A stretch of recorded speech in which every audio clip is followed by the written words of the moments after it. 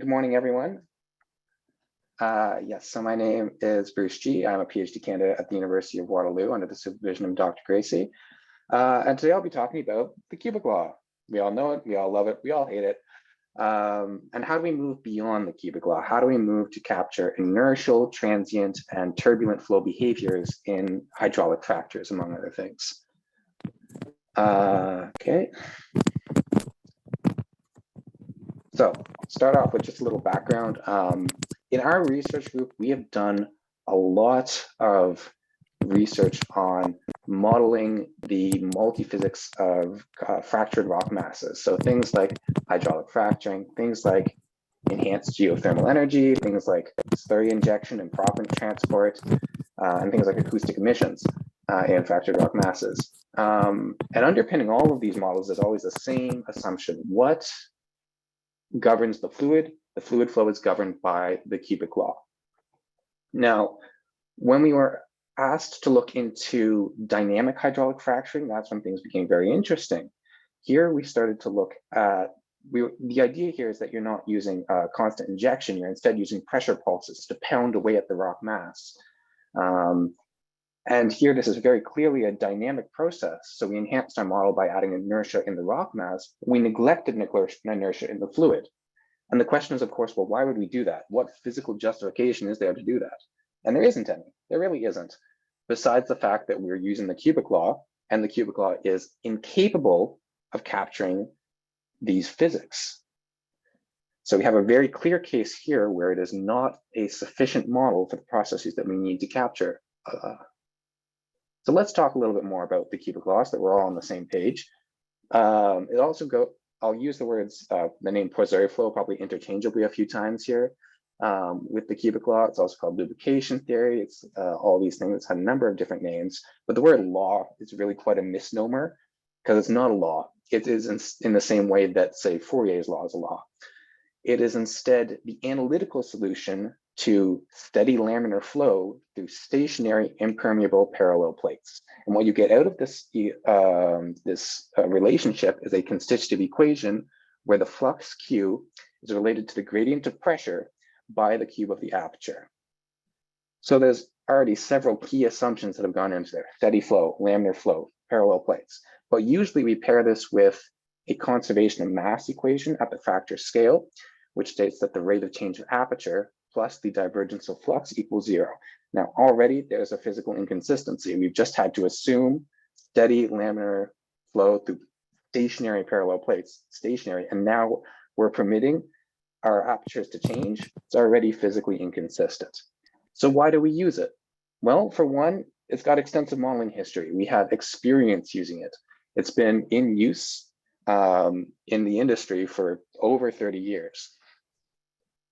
And consequently, there's a huge amount of literature, an enormous amount of literature, looking into the validation and verification of this model, asking things like, where is it applicable? When does it stop being applicable? And relatively speaking, it is computationally efficient. We all hate the cubic nonlinearity, but when the alternative is to move to the full Navier-Stokes equations, this is a much more preferable alternative. So those are the pros to using it, and here are some of the cons. The severe physical limitations, usually, even though there is a range of applicability that has been well studied, we don't even really talk about that or think about that when we apply it. It's kind of just applied regardless of whether or not it is within that range of applicability. So we have to ask, is it actually adequate to capture the processes that we want to capture? And to answer that question, we first need to ask, well, how prevalent is high Reynolds number flow? If we consider here first a sort of bi-wing planar fracture, so KGD-like fracture, then we can define the Reynolds number in a number of different ways. We can first define the Reynolds number across the aperture, and this is the one that we'll mostly be using here, where it's the ratio of convective fluxes, convective forces to viscous forces. And here, if we're applying a generous upper bound, we could say that as long as it's less than 50, we fall within the range of applicability of the cubic law. We can also define something that's called the reduced Reynolds number that's very useful, so that even if you have high Reynolds number, if your aperture is parallel enough, it still does a pretty good job. And here you want a reduced Reynolds number of less than 1%. But when we look at some of the flow rates that we would see in practice, it's pretty easy to start to get outside of that range of applicability. A flow rate of 4 barrels per minute is already over a Reynolds number of 100 across the aperture, which is well above that Reynolds number of 50. And it only gets worse once we start to look at axisymmetric radial fractures, because here, instead of distributing that flow rate along a length, we're now distributing it around a circumference. A circumference is literally probably only about this big.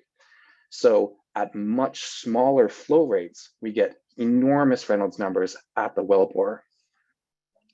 That Reynolds number of 4 in a bi-wing fracture with a length of 50, that flow rate of 4 barrels per minute and a bi-wing fracture with a length of 50 meters, or in a axisymmetric radial fracture with a wellbore diameter of 6 inches, you're looking at a Reynolds number of 20,000.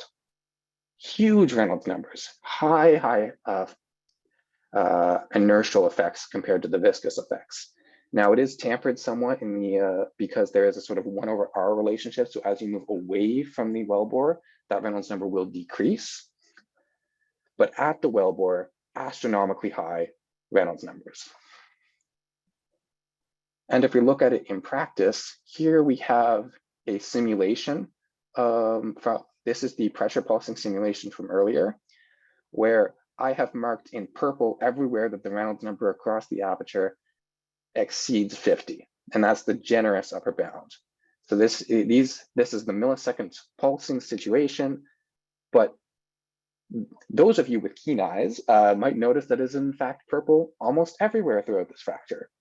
So almost nowhere in this fracture is the cubic law a good or sufficient model to capture the processes that we want to capture.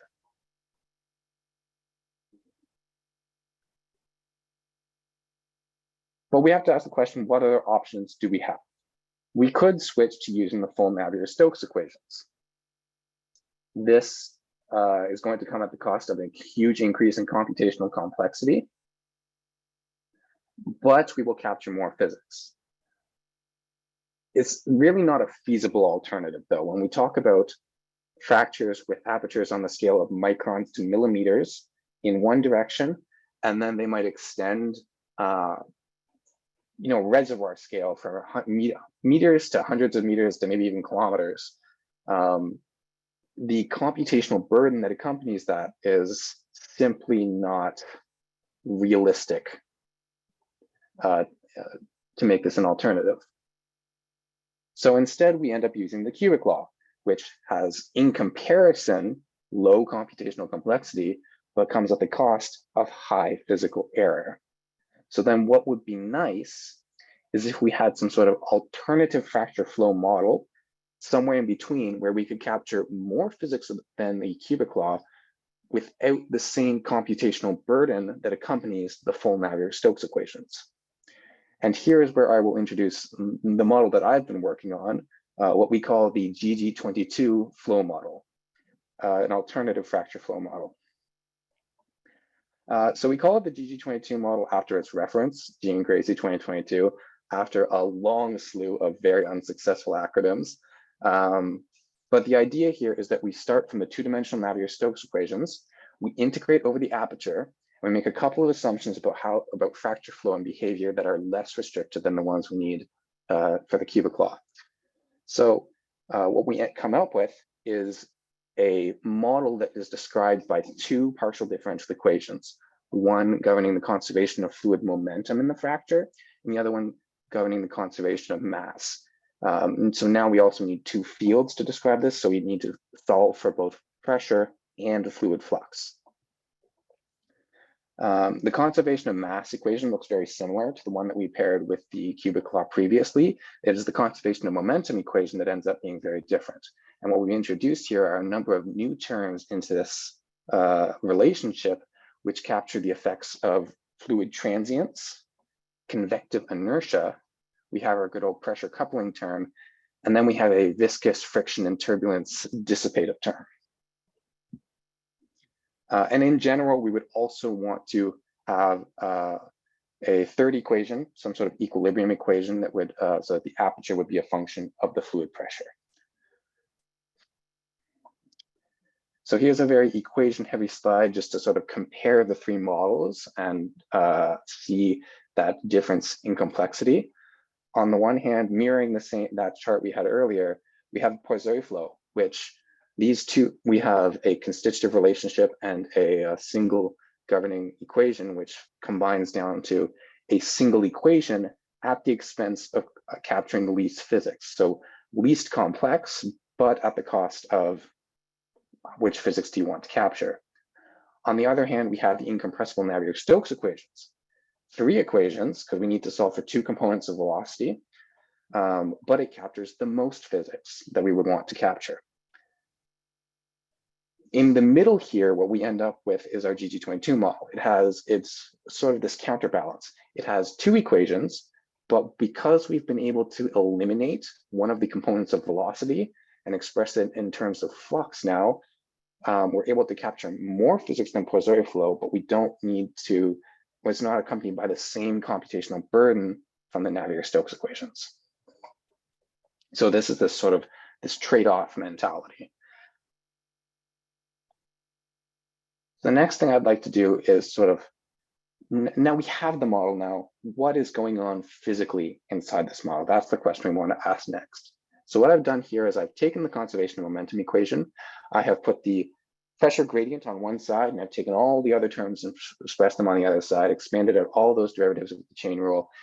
And we're going to go through one by one and sort of ask, what do these terms mean? What are they telling us about how the pressure gradient behaves in this flow situation?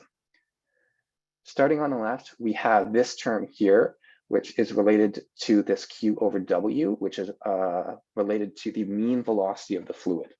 So what we have here is density times velocity, that's momentum. This is the rate of momentum change over time. In a conservation of momentum equation, I think this makes physical sense that we have such a term. The next term in our equation is related to this coefficient alpha. Alpha is a coefficient which emerges naturally in the derivation of our model. It's related, we call it the momentum correction factor. It is a measure of how much momentum is carried by a non-uniform velocity profile. So this rate of change of alpha is related to how the velocity profile is changing across the fracture. And if we assume a parabolic velocity profile, we get a nice closed form solution, and we can calculate that alpha is quite simply, it's just a number, it's 1.2.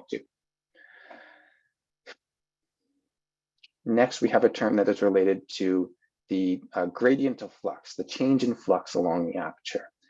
Through the continuity equation, we actually know that this gradient is related to the rate of change of aperture, which means that this term in the pressure gradient is related to temporal changes in the aperture. So no longer are we restricted to this assumption in the Poiseuille flow of fixed apertures. We're not violating that anymore. We have a term that accounts for it.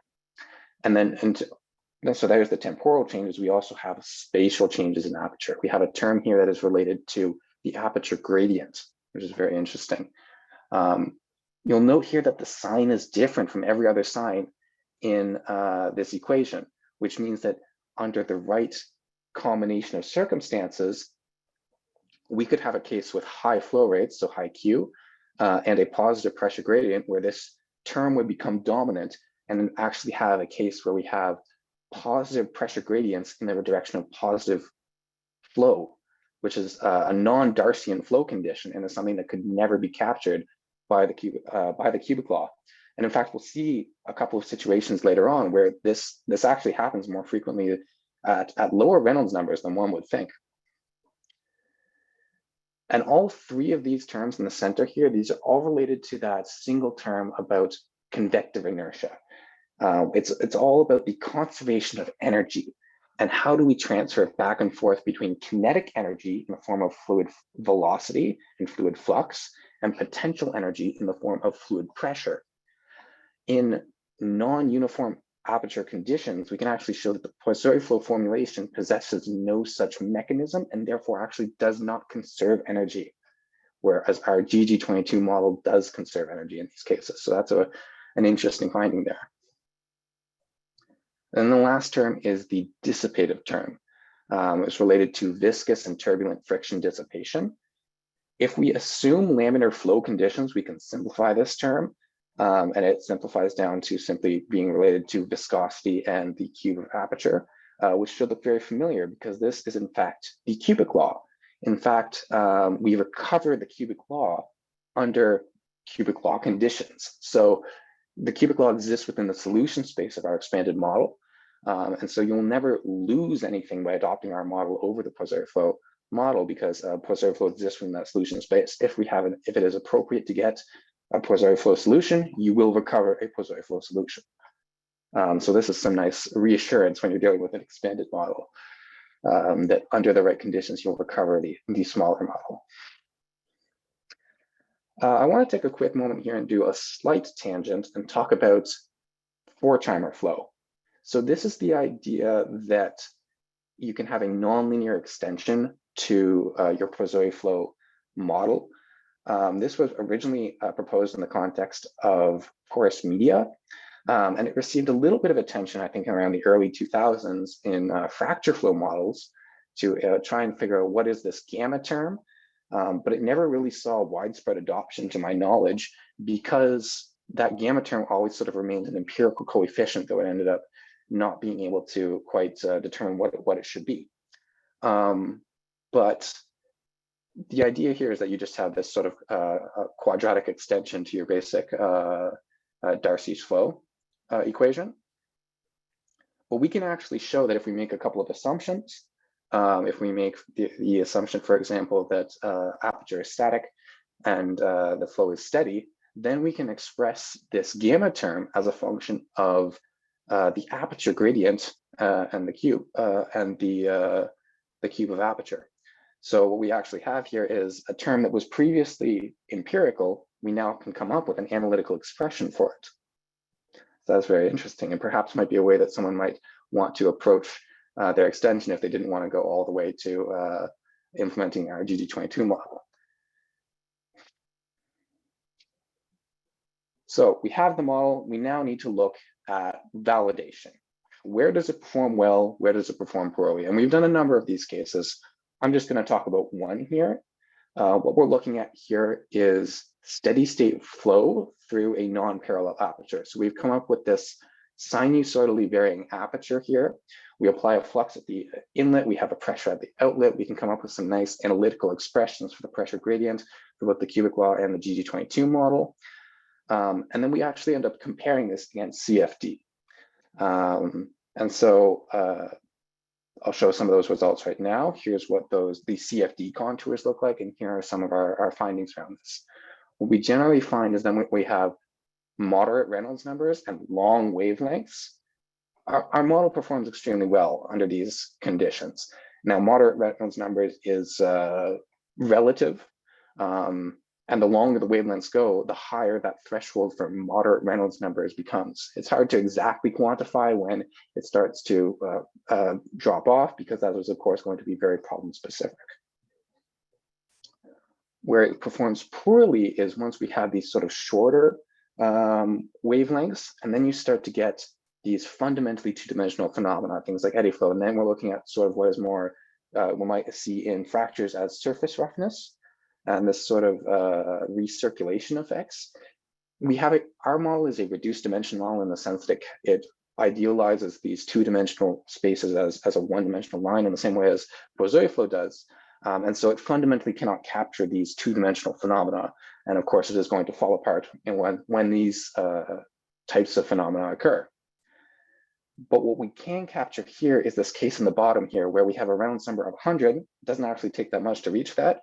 And we can see that along in the bottom left there, that pressure, I'm going to grab my laser pointer here. That pressure increases along the fracture.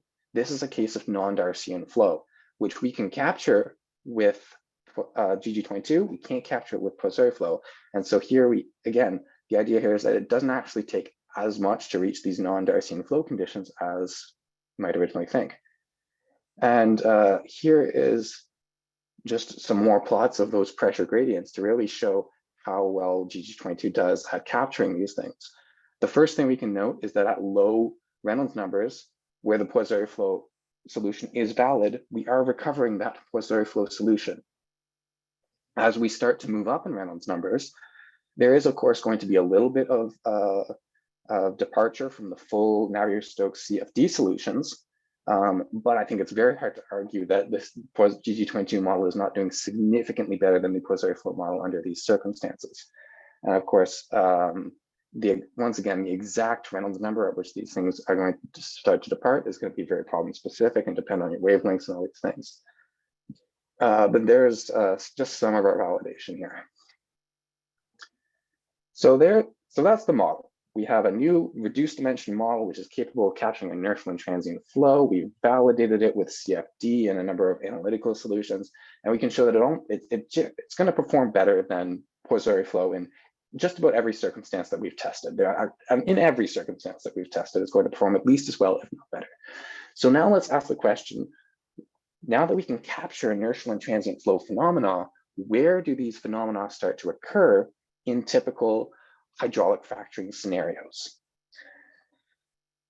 So we're going to start by looking at planar fractures, bi-wing, KGD-like fractures. This is the setup that we're looking at here. We'll be just solving this problem numerically. The idea here is that we have the reopening of a cemented fracture. We have a cubic cohesive law fracture process zone ahead of the fracture. We're going to be looking at an injection for 60 seconds, and then we're going to vary the properties so that we can get toughness and viscous dominant regimes. Under such conditions, the Reynolds number is going to be a function of like, what is that formation depth? What is that formation width? So here we've adopted a relatively short width of 50 meters and paired that with probably a very high flow rate. In this case, we've used 120 barrels per minute. So under those conditions, it would seem that in these types of fractures in the field, you're probably not going to expect to see more than a Reynolds number about 3,500. That's going to be sort of the upper limit of what we would expect to see in practice here. So let's start taking a look at a couple of those results. On the left-hand side here, you can see those entrants. These are the wellbore pressures as a function of increasing Reynolds numbers. Then we've got crack lengths as a function of those Reynolds numbers and apertures. Here we have neglected the effects of turbulence. We are just looking at inertia with laminar flow. And this is a bit of a null result. These types of fractures, it really seems that inertia is negligible. The differences that we see are on the order of 10 to the -3. So we're confirming that null hypothesis, if you will, here. Yeah, a little bit anticlimactic. It's not the same story when we start to include turbulence. So here we've included the turbulent term again. And what happens is that you get that initial peak in pressure due to fracture reopening. And then once the turbulence is induced, you see a huge increase in pressure at the wellbore in order to overcome that increased fluid resistance. And then because of that fluid resistance, you end up getting these shorter fractures. So you can see it without including turbulence. And once you include turbulence, because of that increased resistance, you get shorter fractures that are also wider. So inertia is negligible in KGD-like planar fractures, but turbulence is not. And if we look at that over space here, you can see that we get higher pressures at the inlet, we get shorter, wider fractures, and then there's eventually a transition from turbulent flow down to laminar flow at the tip. Decreased fracture length, increased fracture aperture. And these findings here on turbulence are not exactly new. All we're doing here is reinforcing previous findings on turbulence in these KGD-like planar fractures. The situation becomes much more interesting and much more nuanced when we start to look at radial fractures. So we're going to be looking at the same situation here. We have, or a similar situation here, where we have the reopening of a cemented fracture. We have a cubic cohesive law fracture process zone ahead of the fracture. We're going to inject for 60 seconds. And then we're going to look at some various fracture, some various properties that we have, viscous and toughness dominant fracture regimes. And here, we're not going to be looking at Reynolds numbers up to 3,500. We're going to be looking at Reynolds numbers up to 200,000, which previously we had been looking at flow rates up to 120 barrels per minute. To reach 200,000, we only need to get up to a flow rate of 36 barrels per minute, assuming that we have a 6-inch wellbore. And so let's start to take a look at some of these results. Once again, we're going to start with the effects of inertia with laminar flow conditions. So we're not looking at the turbulent effects here. We're just looking at how do these two new terms on the left-hand side affect the solution. And this is where things get strange, get interesting, get weird, get exciting. You see here in black, this is the Poiseuille flow solution. But in red here, we have the solution when we have inertia without turbulence. And we have a huge positive pressure gradient near the wellbore. And then consequently, we have a large negative pressure at the wellbore. And the reason for this is because to maintain that flow rate near the wellbore, you must have very high fluid velocities. And then as that fluid moves outwards, the Reynolds number is going to decrease, the flux is going to decrease, so the velocity is going to decrease, which means all that kinetic energy that was stored in the form of velocity needs to go somewhere. And if it can't be dissipated, it needs to be transferred from fluid velocity back into fluid pressure. So as you move outwards, you get this positive pressure gradient that develops as that fluid velocity gets transferred back into pressure. And that's going to give us negative pressures at the wellbore and a positive pressure gradient. And that's going to cause the aperture to pull to move in. And then consequently, we're going to get slightly longer fractures in order to maintain the total injected volume. But this is only if we neglect turbulence, which at such high Reynolds numbers, we can't really do. So what happens when we look at turbulence? So what we have here is, once again, the Poiseuille flow solution. And now we are going to neglect the two inertial terms and just look at the effect of this turbulent dissipative term. And here we get kind of the opposite story. Because the resistance to fluid flow gets so much higher, you end up with a massively increased pressure at the wellbore due to that fluid resistance. And so we actually then end up with a larger aperture at the wellbore and a slightly shorter fracture to conserve the overall injected volume. It's very slight. Well, what's very interesting then is that inertia and turbulence in these cases are in opposition. So which one's going to be dominant and how will they interact? That's a question that we need to answer. And in fact, we will right now. So here we have all the layers of the solution in one. Starting off, you can see the Poiseuille flow solution. Then we have the solution of inertia without turbulence. This green line here is when we have turbulence without inertia. And then this blue line is when we combine all of the effects into one. Well, we have both inertia and turbulence. And we can see that in general, turbulence is dominant over inertia. But as we increase the Reynolds number, we'll see that there is a not insignificant drop in pressure at the wellbore due to the effects of inertia. And where does that departure start? Well, we can see that right here. Here we have wellbore pressures as a function of Reynolds number. Once again, you can just see how pitifully undershot the Poiseuille flow solution is doing.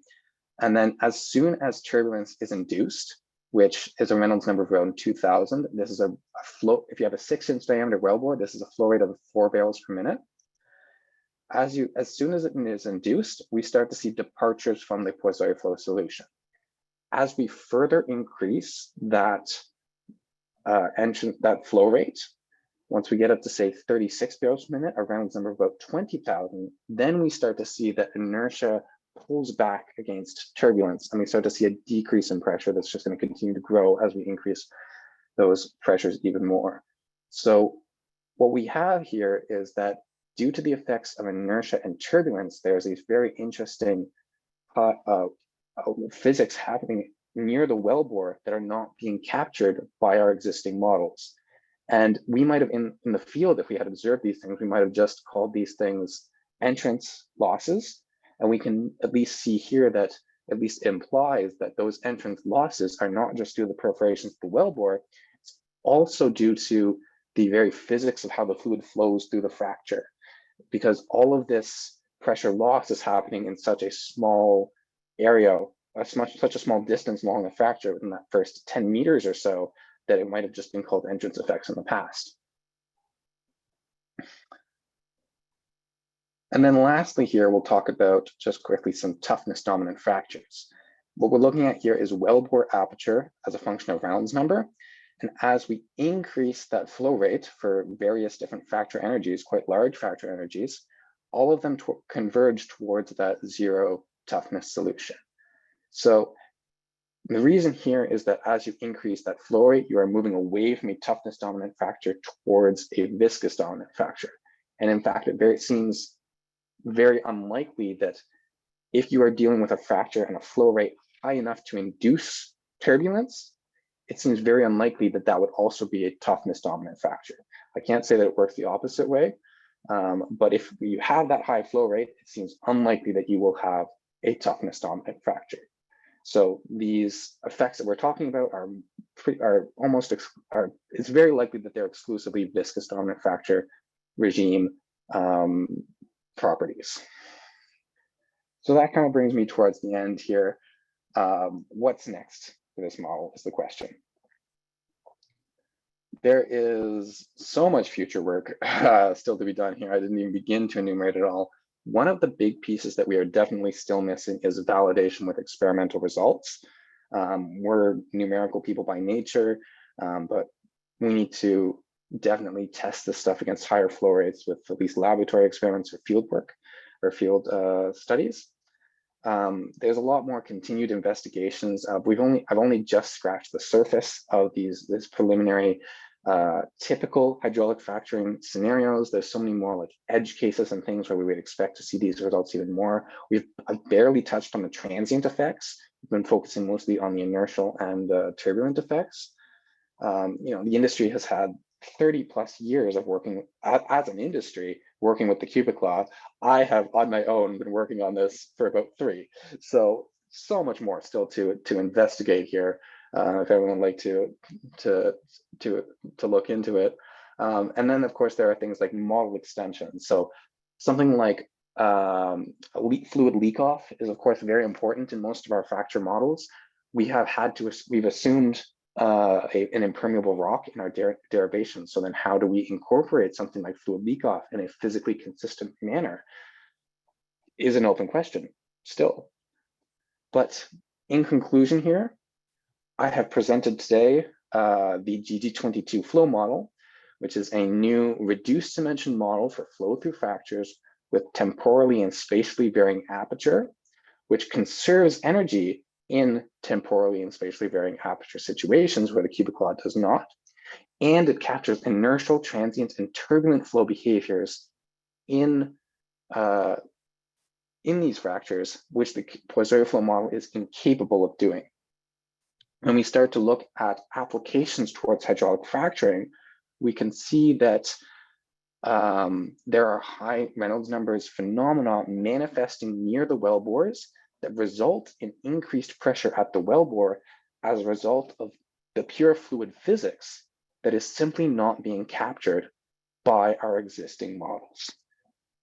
And that's where I'll leave it. So thank you very much for everyone for your attention. I'm happy to answer any questions to the best of my ability here. Hey, Bruce, thank you. What a fantastic provocative talk. Very, very enjoyable. There were no questions on the chat until about the last 30 seconds. I was going to have to go out in the audience and start quizzing the participants. But there are some questions that have come up, and The first, Yu Young Yuan has asked, will laminar and turbulent flows affect the ultimate morphology? And I think maybe you can just summarize what you've indicated. Yes, so definitely the turbulent flow effects are going to be significant because you have that increased resistance at the wellbore. What you end up with is it's harder for the fluid to move down the fracture. So you end up with shorter, wider fractures because of those turbulent effects. And the next question is from Yuedu Cheng. And thank you for the talk. Found it an interesting model. And then the question that everybody will ask is what about 3D rough fractures? What do you visualize might be some of the consequences, and especially for high rate situations? Yeah, so once we start talking about rough fractures, that's going to open a whole other can of worms that we've hardly addressed here. I think that we can only capture so much with a reduced dimension model. The Poiseuille flow model cannot capture surface roughness except in a way that is sort of like adding in factors to account for that additional roughness, which would need to be calibrated. So if we're doing this sort of representative modeling or indicative modeling almost, rather than deterministic modeling of what is the flow through a specific fracture, whereas what is the flow through, like, what is the flow behavior in a more general fracture situation? It's hard to say that of course, fracture roughness is going to be the dominant thing that's going to change things. So yes, the model will start to not fall apart in those situations, but it's going to be subject to the same limitations as our existing Poiseuille flow models in this case, I think is the conclusion that the statement that I can make. The next question is from Mark McClure, and I think this is a really important question that's maybe that slide 24 almost begs to ask. And Mark's question is, under what conditions would we be inaccurate if we used FORCHHEIMER's FORCHHEIMER's law with an empirical relation for the beta factor as a function of aperture? Under what conditions will we be inaccurate using FORCHHEIMER law with an empirical relation for beta function of aperture? In general, I think that that's a good way. I think you'd definitely be more accurate than using the Poiseuille flow model if you move towards a FORCHHEIMER model. Once you start to get into higher Reynolds number flows, or cases, the situations that we have to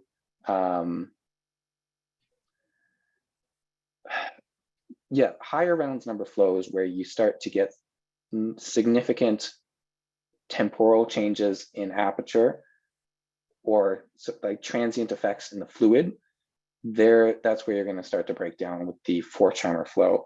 And the other issue I would say is that with those empirical relationships is that because they're calibrated off of a specific fracture or even a group of fractures based on, say, lab results, how generalized can they be without an analytical basis behind them? That's the question that I don't know is easy to answer. But that is why I would want to move towards an analytical relationship in FORCHHEIMER equations.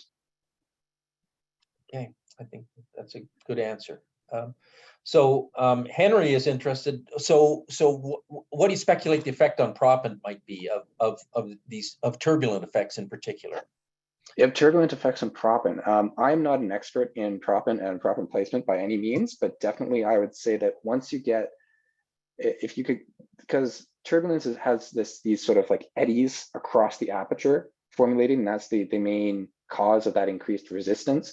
We've used an empirical relationship here to model that as into the friction effect, but then I think you would get a lot more disturbance and less sort of gravity effects pulling the fracture down.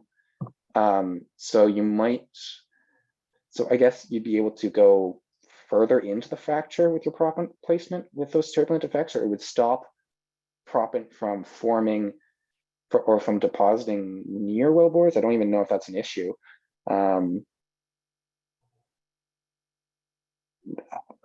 It's hard for me to comment too much on this because I'm not super familiar with propant placement and propant transport. That's a fair answer. Tom Doe offers that he also felt it was a great talk, and he is making some comments on its implications for hydrology, where aperture is usually calculated from the cubic law. There can also be aperture that's related to storage and transport, and these are often inconsistent. And he's hypothesizing that some of these inconsistencies are reflected by the incomplete physics of the cubic.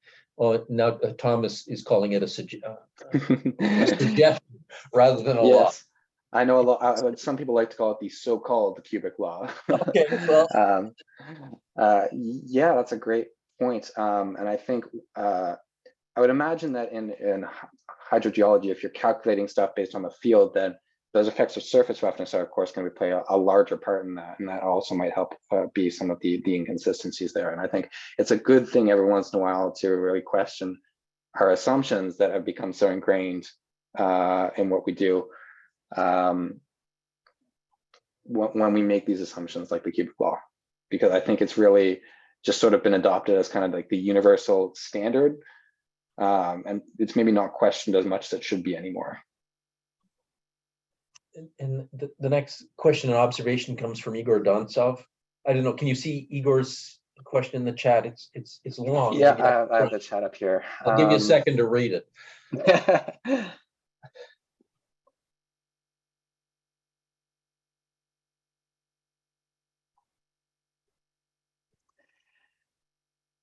So, can you come up with a parameter under which turbulence would be less important, but the other effects manifest? I would suspect that such a case would be a case where you have lower flow rates but high transient fluids. So if you had some sort of oscillating inlet flux for whatever reason, it's sort of going to be a contrived scenario as I come up with it in my head here. But the idea would be that if you have some sort of flow rate that changes a lot in time for whatever reason, then you'd start to see those inertial and transient effects. But if your flow rate is not high enough that you could get fluid turbulence, that would be such a situation. I don't know if I don't know where in the field such a situation would occur. I imagine it might occur in such a pressure pulsing situation with lower flow rates maybe, but it's hard to say.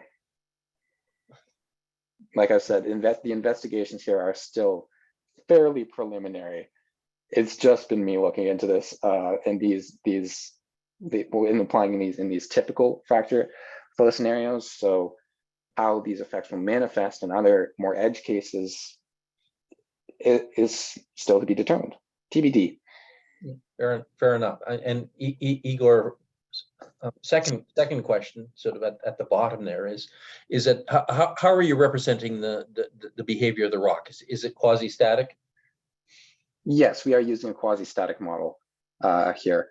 The justification for it here is that is not necessarily that we believe the rock is behaving quasi-statically, but rather we wanted to compare the standard result, the standard simulation practice against adopting a new model here. So, because we wanted to compare what is the effects of our new model versus what we usually do, rather than introduce a whole bunch of new physics into the rock mass that would also just confound the situation and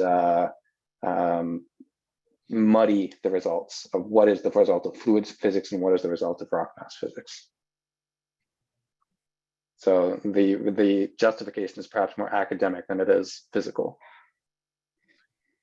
And then the last question was from Pat McClelland, and I'm thinking that Pat his eyes are going on him, because I think if you look at the top of the y-axis, you'll see it times 10 to the 7th. So the pressures in pascals are kind of consistent with what we're using. Yes, the pressures It's that we're hard to dealing with see. here. It's just hard to see, Pat. Yeah, sorry, they are in tens of megapascals. I think we're looking at something like 40, 45 was sort of the megapascal range that we're dealing with. And then the final question is from Irfan.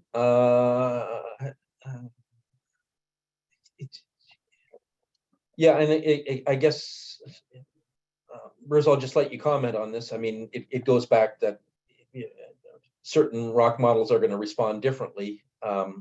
Right. Yeah, so this specifically, we've kind of been working under the assumption that we're working with low permeability rock masses, like granitic rock masses. It's definitely, I wouldn't say it's valid for all types of rocks, especially if you have a porous rock mass, then of course you're going to have larger leak off effects and that porosity, and incorporating this with a porous rock mass is still an extension that we need to look at. It's not something that we've been able to physically consistently incorporate as of yet. Well, great. I think that's all the questions. Sabers, I really want to thank you. This is a very, very provocative and interesting and I think potentially practical presentation, because you saw the people trying to come up with manipulations to turbulence to be able to directly make some changes in their models. And so I think that this really has had a big impact. And so congratulations and thank you. Well, thank you so much for the opportunity to present here. And I'm very happy to see that there's so much interest. And I'm, of course, happy to answer anyone else's questions if they'd like to reach out. Thank you, everyone.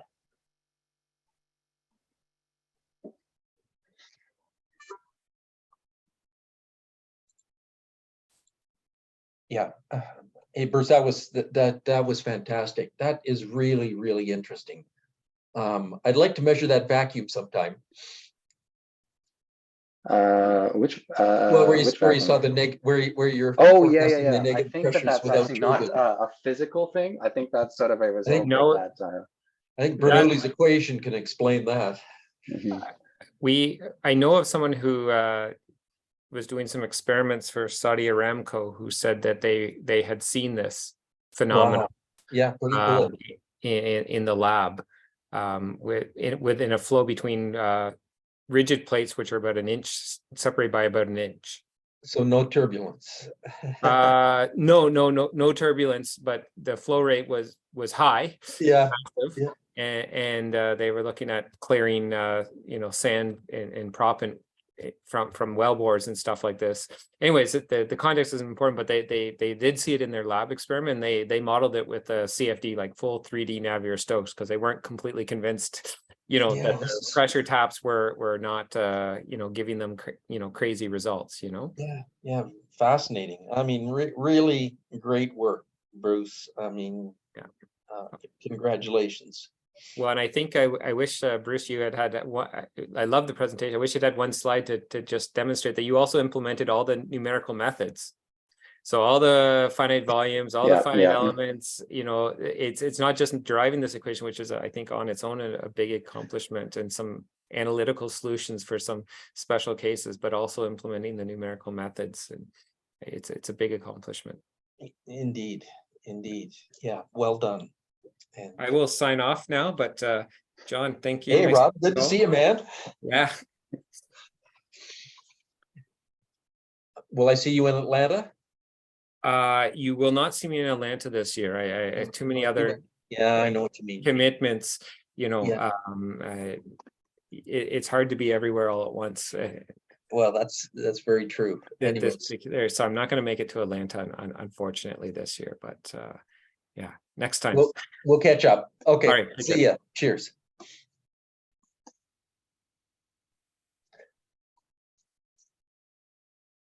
Well, Bruce, I'm gonna sign off. But Yeah, I'm just gonna answer one or two messages here and then I'll sign off myself here. better. I have to stop recording. I didn't embarrass myself, so that's okay.